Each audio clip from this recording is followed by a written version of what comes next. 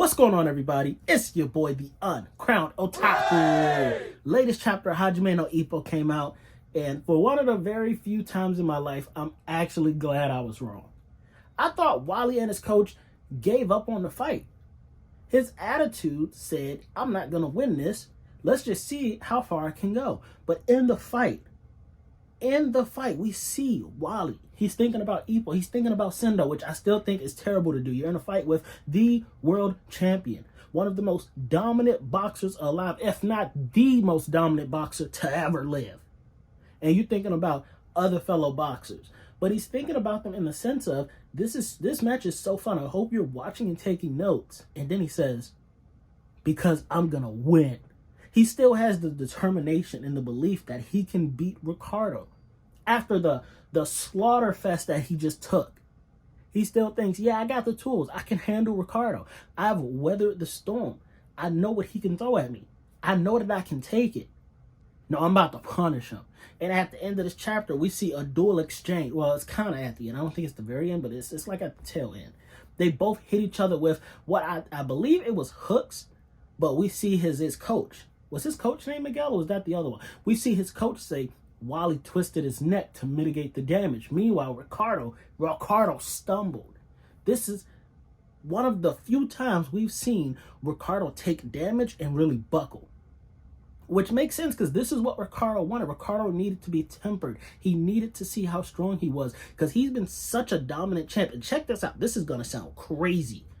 Ricardo's been such a dominant champ that he doesn't know where his skill lies. There's no gauge to see how strong am I, because he's so dominant, he can't unleash his full potential. He doesn't know how strong he's actually gotten, because nobody can put him to the test. Nobody's been able to test that metal. And then Wally comes along. Wally slobber knocked this man with a hook. How is Ricardo going to recover from this? Ricardo hasn't taken serious damage in years. We see Ricardo's legs buckling. Wally's back to a fighting stance, ready to go. Although it could be bravado, because we did learn that the reason Wally's been tumbling and doing those little somersaults and those rolls is because they both knew Wally was going to get rocked. Wally was going to go down. So they were preparing Wally for what it would feel like to be dizzy, what it would feel like to get rocked, so that he could get back up and continue the fight. And it worked to perfection. Granted, you would wish it didn't work to perfection, because you plan to get beat up. And for your plan to get beat up to work means you got really beat up. But I don't know how Wally's going to pull this off. Yes, I'm glad to see he didn't give up in the fight. I'm glad to see he still believes he can win, because a part of me really wants him to win. But I'm also not going to be mad if Ricardo wins either. It's a win-win for me no matter what. I just don't see how Wally can pull this off.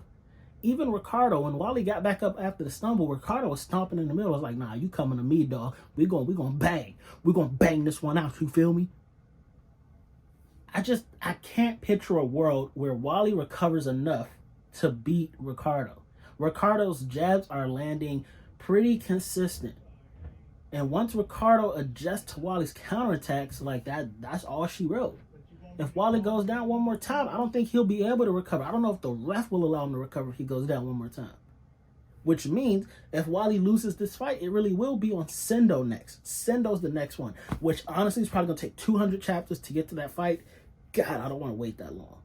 But Sendo would be the next one to fight Ricardo, but I guarantee you we're going to have to go through a Miyata fight, a Takamura fight, a Itagaki fight, a Ippo and Kumi side story. Don't want to see that at all. It's so much stuff they're going to throw at us before we get to Sendo and Ricardo, because they don't go back to back like that, which is understandable. They got other belts people need to defend. I get it. I do want to see Sendo get in the mix, though.